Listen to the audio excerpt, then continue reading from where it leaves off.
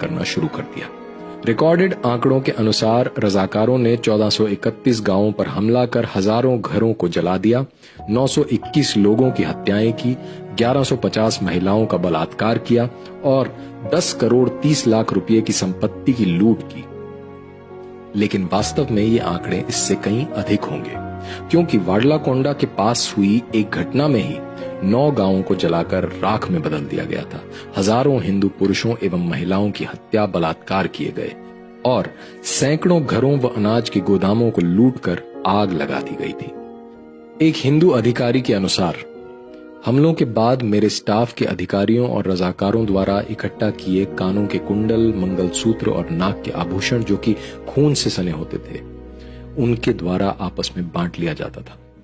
मुसलमानों की धार्मिक भावनाएं आहत न हो, ऐसे झूठे आधार बनाकर हैदराबाद रियासत में हिंदुओं पर अपने धर्म का प्रचार करने, मंदिरों की मरम्मत कराने, नए मंदिर बनाने और अपने धार्मिक कार्य करने तक पर अनेक तरह के प्रतिबंध लगा दिए गए थे।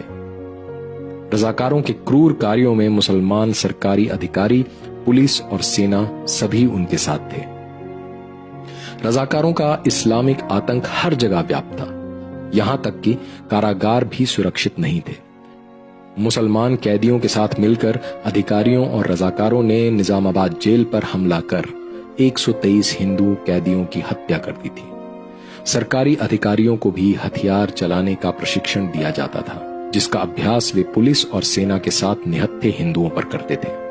हैदराबाद में हिंदुओं के साथ हो रही भयावहता का अंदाजा इस घटना से लगाया जा सकता है कि भैरवनीपल्ली में घरों को जलाने और हिंदू महिलाओं के साथ बलात्कार करने के बाद 92 हिंदू पुरुषों को एक लाइन में खड़ा कर बांध दिया गया था। इसके बाद एक 303 बुलेट से कौन ज्यादा हिंदुओं को एक साथ भेज सकता है, इसके लिए मुसलमानों द्वारा प्रतियोगिता का आयोजन किया गया था।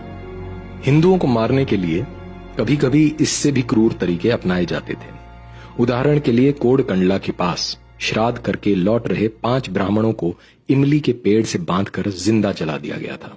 एक अनुमान के अनुसार सन 1947-48 में अकेले बीदर जिले में 176 गांवों पर हमला कर 120 लोगों की हत्या की गई। अनेकों हिंदुओं को जिंदा जला दिया गया, 4 करोड़ 20 लाख रुपए की लूट की गई और सैकड़ों हिंदू महिलाओं का बलात्कार किया गया। हिंदुओं के साथ हो रही रोंगटे खड़ी करने वाली क्रूर घटनाओं पर पर्दा डालने और सांप्रदायिक सौहार्द का झूठा दिखावा करने के लिए पीस कमेटियां भी बनाई जाती थीं।